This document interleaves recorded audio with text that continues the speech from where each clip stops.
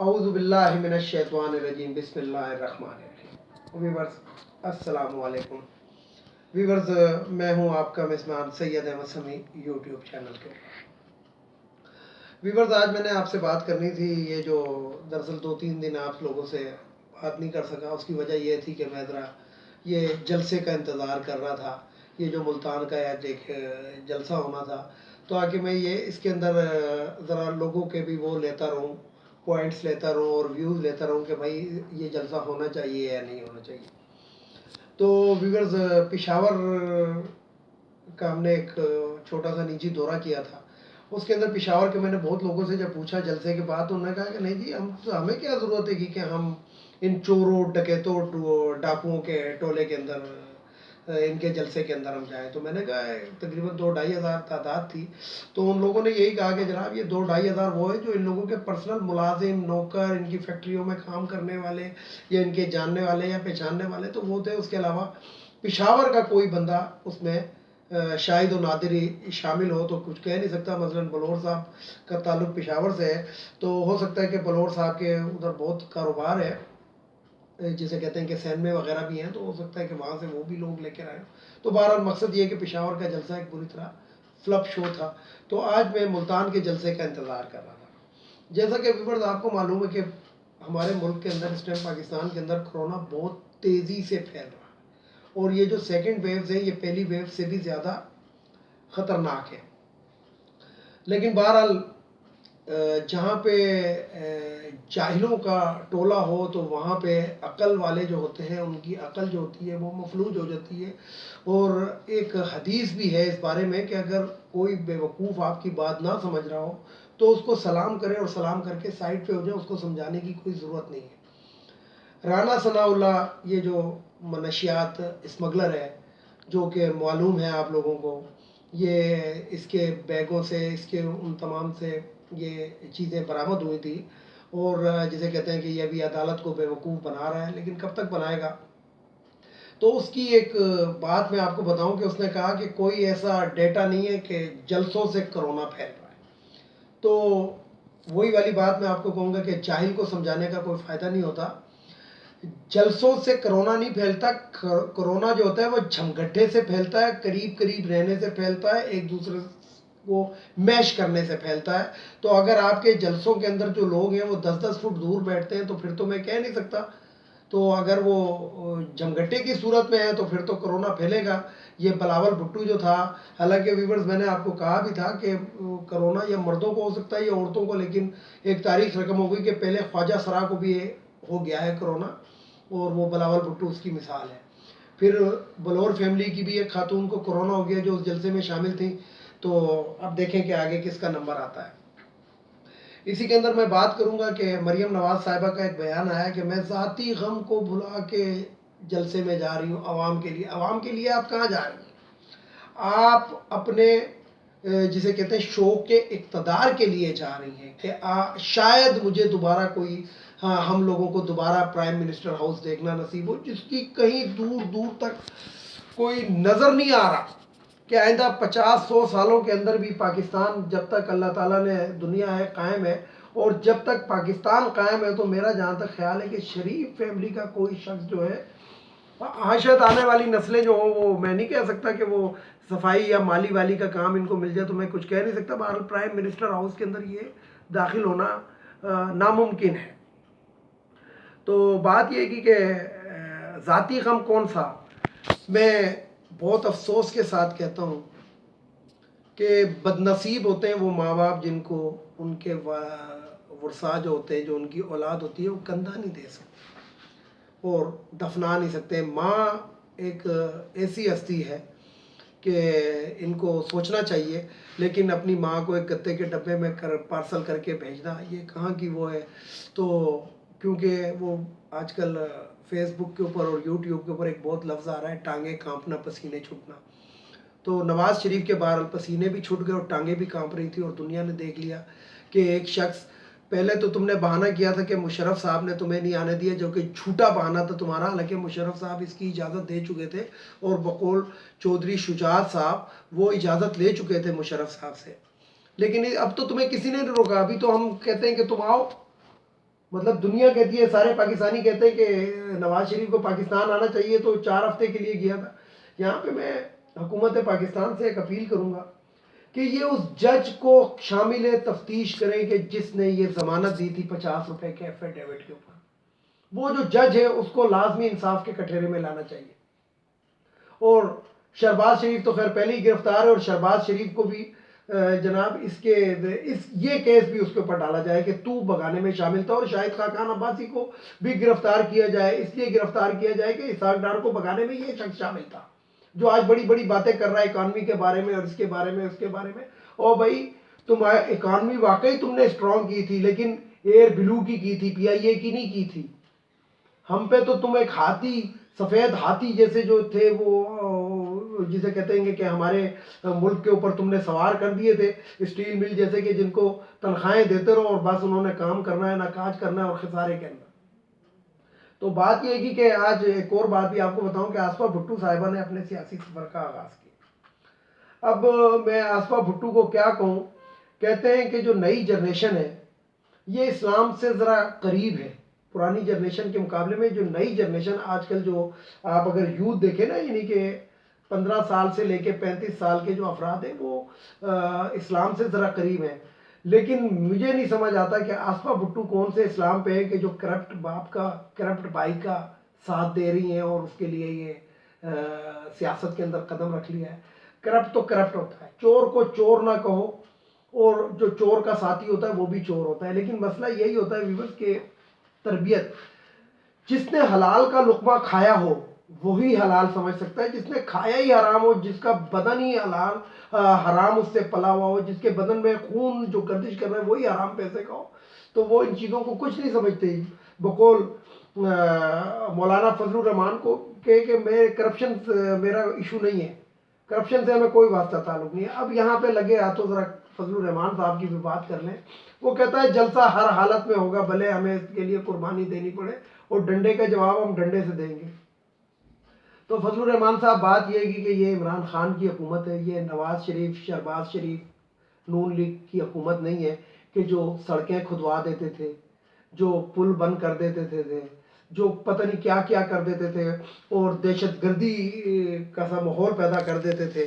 تو یہ اس کی حکومت نہیں ہے، یہ ایک ایسے شخص کی حکومت ہے جو غریبوں کا درد سمجھتا ہے۔ اس کو پتہ ہے کہ جو کرونا کے اتنے باوجود ڈینجرس حالات کے اندر بھی اگر وہ لوگ جو ہیں جلسے میں شریک کر رہے ہیں، جو کہ آپ دیہڑیاں دے دے کے لا رہے ہیں، پیسے دے دے کے لا رہے ہیں، تو اس نے ان کے اوپر لاٹھی چارج اپنے ہی پولیس والوں سے، جو کہ پولیس بھی ہماری ہے، ہماری عوام میں سے ہے، اسی طریقے سے رینجرز بھی ہماری عوام میں سے، ایف سی بھی ہماری عوام میں سے، ہماری پہلے وہ عوام ہے اس کے بعد وہ کوئی سرکاری ملازم ہے۔ تو یہ ایک بہت اچھا اقدام ہے گا کہ انہوں نے پولیس کو اور عوام کو لڑوانا مناسب نہیں سمجھا۔ نہیں تو یہ جو موصوف تھے وزیر داخلہ چودھری نثار، انہوں نے جس طرح کی شیلنگ کرائی تھی ڈی چوک کے اوپر، اس کی تاریخ نہیں ملتی اور نہ نظیر ملتی ہے۔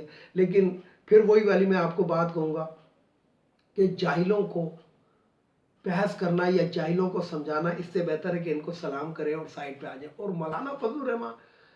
مولانا فضل الرحمان تو وہ جاہل ہے کہ جس سے شیطان بھی میرا خیال ہے کہ پناہ مانگ لے، کیونکہ شیطان کا آج کل پاکستان میں کوئی عمل دخل نہیں رہا ہے۔ شیطان نے دوسرے ملکوں کا رخ کر لیا ہے، وہ پاکستان آج کل پاکستان کی طرف شیطان نہیں آ رہا، کیونکہ اس نے کہا ہے کہ یہاں پہ فضل الرحمان پہلے ہی موجود ہے تو میری یہاں پہ کوئی ضرورت نہیں۔ تو فضل الرحمان وہ کام کر رہا ہے۔ تو ویسے تو ان کی حیثیت کیا ہے، کچھ بھی نہیں رہی ہے، یہ سیاسی بے روزگار لوگ ہیں۔ ابھی رہی صحیح کسر جو ہوگی جب یہ سینٹ کا الیکشن ہوگا اس میں بھی پوری ہو جائے گی، یعنی کہ جو وہاں پہ بھی ان کی جو میجورٹی ہے وہ بھی ختم ہو جائے گی۔ اس کے بعد یہ کیا کر لیں گے؟ ابھی بھی کچھ نہیں کر سکتے۔ اگر جلسے جلوسوں سے حکومت کو کوئی نقصان ہوتا تو یقین جانے حکومت اپنی بھرپور طاقت استعمال کر دیتی، لیکن حکومت کو پتہ ہے یہ کچھ کر نہیں سکتے۔ یہ جو سلیکٹڈ کا جو لفظ یہ لوگ استعمال کرتے ہیں، دراصل یہ خود سلیکٹ ہو کر آتے رہے ہیں پہلے، یہ خود ہی اسی لیے تو ان کو پتہ ہے کہ کوئی سلیکٹ ہو کے بھی آ سکتا ہے، نہیں تو ان کو کیسے پتہ ہے؟ یہ الیکٹ ہو کے تو یہ کبھی بھی نہیں آئے۔ اگر الیکٹ ہو کر یہ آتے تو مجھے یہ بتائیں کہ یہ جو 2013 کا جو الیکشن تھا اس کے اندر یہ جو شہباز شریف تھا اور وہ گنجا نواز شریف تھا، انہوں نے کیسے کہہ دیا تھا کہ 2/3 اکثریت ہمیں دیں، 2/3 اکثریت ہمیں چاہیے. یہ نہیں تو آپ ابھی کھول لیں جسے کہتے ہیں کہ تاریخ کے صفحے الٹ لیں اور اس پہ دیکھ لیں کہ انہوں نے جناب جب ان کی وہ سیٹیں یہ جیت رہے تھے تو انہوں نے باقاعدہ کہا تھا کہ ہمیں 2/3 اکثریت چاہیے. تو ان کو کیسے پتا تھا؟ اس لیے کہ یہ ہمیشہ سے امپائر کو ملا کے گیم کھیلتے رہے. پچھلے دنوں ایک ویڈیو نواز شریف کی میں دیکھ رہا تھا کہ میں پاکستان کو ریپریزنٹ کر رہا تھا, ایک کرکٹ میچ کھیل رہا تھا غالباً یہ انگلینڈ کے ساتھ. کہتے اس میں نے بہت چوکے اور بہت چھکے مارے, مطلب 5 چھکے مارے اور لاتعداد چوکے مارے. یہ بقول ان کے, یہ میرے پاس یہ ویڈیو میں نے سیو کر کے رکھی ہوئی ہے. انشاءاللہ کسی ٹائم میں اس کو پبلک بھی کروں گا. ویسے میں نے ایک دفعہ پبلک کی ہے, دوبارہ بھی کروں گا, کہ میں نے اس کے اندر 5 چھکے اور لاتعداد چوکے مارے اور 35 رنز بنا کے میں آؤٹ ہو گیا.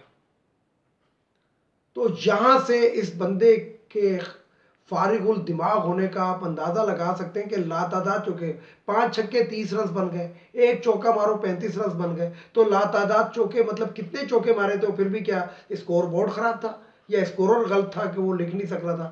تو یہ ہمیشہ امپائروں کو ساتھ ملا کر کھیلیں. اور ان لوگوں کی جو نفسیات ہے وہ اب یہ ہو گئی ہے کہ باولے کتے کی طرح سڑکوں پہ پھر رہے ہیں کہ ہم اقتدار کے اندر نہیں ہیں, ہمیں اب پیسے جو مطلب جسے کہتے ہیں کھانا اپنے پیسوں کا کھانا پڑتا ہے. ویورز یہاں پہ ایک اور بات مجھے یاد آ گئی اور یہ میں آپ سے کہنا چاہتا تھا. مریم نواز کا ایک بیان آیا کہ مجھے چوہوں کا جھوٹا کھانا کھلایا جاتا تھا. تو خیر مجھے اس کے اوپر اس لیے بات کرنے کی ضرورت نہیں ہے کہ کل چودھری اعتزاز احسن جو پاکستان پیپلز پارٹی کے ہیں, انہوں نے کہا تھا کہ یہ بات تو کوئی پاگل شخص بھی ماننے کے لیے تیار نہیں ہے. اس لیے تیار نہیں ہے کہ اس نے کہا ایسا ہو ہی نہیں سکتا. تو بہرحال مریم نواز کے لیے ویورز میں آپ کو ایک بات بتا دوں کہ مریم نواز نے باقاعدہ عدالت سے پرمیشن لی تھی کہ مجھے گھر سے کھانا آیا کرے گا. اب اگر جاتی عمرہ والوں کو ان کی اوقات پتہ تھی اور وہ چوہے والے کھانے بھیجتے تھے تو وہ جاتی عمرہ سے کھانا آتا تھا, جیل حکام سے کوئی راشن واشن نہیں آتا تھا, نہ جیل حکام نے ان کو کبھی کھانا دیا. اب میں یہاں پہ ایک جیل حکام سے بھی ایک اجازت کروں گا کہ اب یہ نیکسٹ جو یہ جیل میں آئیں, کیونکہ یہ ضمانت پر ہیں, یہ کوئی وہ تو نہیں ہے, بری تو نہیں ہوئی ہوئی, ضمانت پر ہے. تو جب اس کی ضمانت ختم ہو جیل میں آئے تو یہ جناب اس کو آپ کچا راشن دیں, پالک کا ساگ, مرغی چھرغی جو بھی آپ نے دینا وہ کچا دیں, اور اس کو ایک چولہا دیں, اور آلو پیاز ٹماٹر لہسن جو بھی لوازمات ہوتے ہیں خود اپنا کھانا پکائے. اس لیے کہ یہ کون سی بات ہے کہ ان کو کھانے کے لیے کوئی علیحدہ سے وہ دیا جائے گا اور اس کے بعد یہ باہر نکل کے گئے کہ مجھے چوہوں کا جھوٹا کھانا کھلایا گیا تھا. اس کو کیسے پتا کہ وہ کھانا کیا, یہ لیبارٹری ہے یا اس کا میدا لیبارٹری ہے کہ اس کو پتہ لگتا تھا کہ یہ چوہوں کا کھانا مجھے کھلایا جا رہا ہے. تو یہ انتہائی جھوٹی قسم کی عورت ہے, پورا خاندان ہی جھوٹا ہے. پیپلز پارٹی کے اندر یہ زرداری صاحب تو مسٹر 10% جو کہلاتے تھے, یہ تو آپ کو پتہ ہے کہ ان کی عادت کا, وہ تو مسکرائے اس طرح تو ہوتا ہے اس طرح کے کاموں میں. بلاول بھٹو انڈے جو ہے وہ کلو کے حساب سے بیچتا ہے اور جو آلو ہے وہ درجن کے حساب سے بیچتا ہے. اور وہی والی بات ہے کہ پھر وہ یہاں پہ ہنسی والی کہ بارش ہوتی ہے تو پانی آتا ہے, زیادہ بارش ہوتی ہے تو زیادہ پانی آتا ہے. یعنی کہ یہاں یہ لوگ ہمارے اس طرح کے لوگ بھی ہمارے ملک کے اندر اقتدار کا خواب دیکھ رہے ہیں کہ ہم بھی وزیر اعظم بن جائیں, جن کو یہی نہیں پتا کہ انڈے جو ہے وہ کلو کے حساب سے ملتے ہیں درجن کے حساب سے, اور آلو جو ہے وہ درجن کے حساب سے ملتا ہے کلو کے حساب سے. تو بس وہی والی پھر میں آپ کو بات کہوں گا کہ جاہل بندے سے بحث نہیں کرے, اس کو سلام کرے اور سائڈ پر ہو جائے. یہ ویورز کچھ باتیں تھیں, یہ میں نے آپ سے کرنی تھی. تو بہرحال میں آپ کو بتاؤں کہ ملتان کا جو جلسہ ہے, ملتان کے اندر کافی بڑی تعداد کے اندر یوسف رضا گیلانی کے مرید رہتے ہیں, کیونکہ یہ پیر صاحب بھی ہیں, اور یہ وہ پیر صاحب ہیں کہ جب یہ بولتے ہیں تو ان کے منہ سے راڑ ٹپکتی ہے. تو وزیر اعظم بن کر اگر انسوٹیبل کوئی بندہ لگتا تھا تو وہ یہ لگتا تھا, صرف اس کو اپنے سوٹوں سے مقصد تھا. اور یہ وہ شخص ہے کہ ترکی کی خاتون اول نے ایک ان کا ہار تھا جب وہ ترکی کے وزیر اعظم پاکستان آئے ہوئے تھے, تو وہ ترکی کی خاتون اول کا ہار چوری کر کے اور اپنی بیگم کو کہ گل ببو یہ تم لے لو, یہ میں تمہارے لیے, وہ حالانکہ وہ چوری کیا گیا تھا, بعد میں ان پہ ثابت بھی ہو چکی ہے. اور جس طریقے سے انہوں نے توشہ خانہ کو لوٹا ہے یہ بھی آپ کو معلوم ہے کہ قیمتی چیزیں 12 اور 15 روپے کے اندر لیتے رہے. تو یوسف رضا گیلانی کی یہ حیثیت ہے. تو اب تو یہ ہار چکے. اور آج جو یوسف رضا گیلانی کا بیٹا جو اتنی بھڑکے مار رہا ہے، یہ جب اس کو اغوا کیا ہوا تھا طالبان نے، اس وقت اس نے بھڑکے نہیں ماری. اس وقت یہ جب آیا تھا تو بھیگی بلی بن کر آیا تھا. تو بات یہ ہے کہ ویورز کے یہ پٹے ہوئے مورے ہیں، جو مشرف صاحب کے ایک الفاظ تھے کہ یہ جلے ہوئے کارتوس ہیں. تو یہ پٹے ہوئے مورے ہیں. یہ صرف چراغ بھی بجھنے سے پہلے ایک دفعہ بھڑکتا ہے، اسی طریقے سے یہ بھی بھڑک رہے ہیں. گلی کے جو کتے ہوتے ہیں وہ ہمیشہ بھونکتے ہیں، کاٹتے نہیں ہیں، یہ یاد رکھیے گا. تو یہ بھونکتے رہیں گے کیونکہ ان کی مثال اب وہی ہو گئی ہے.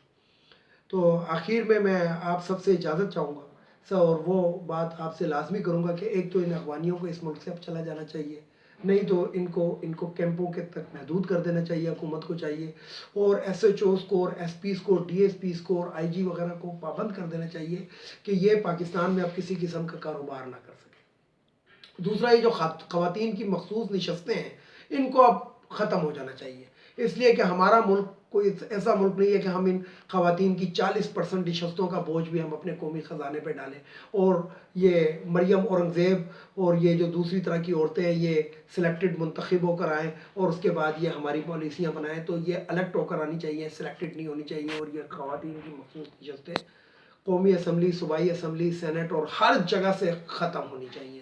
ہاں، الیکٹ ہو کر آئیں، بالکل آئیں، اور ہر پارٹی کو پابند کیا جائے کہ آپ 40% جو ٹکٹ ہیں وہ خواتین کو دیں گے. تو یہ بات، اس کے ساتھ ہی اجازت چاہوں گا تمام سننے والوں کو، دیکھنے والوں کو. اللہ حافظ، خدا حافظ. اور اس کے بعد آخر میں وہی نعرہ، پاکستان زندہ باد، پاک فوج پائندہ باد.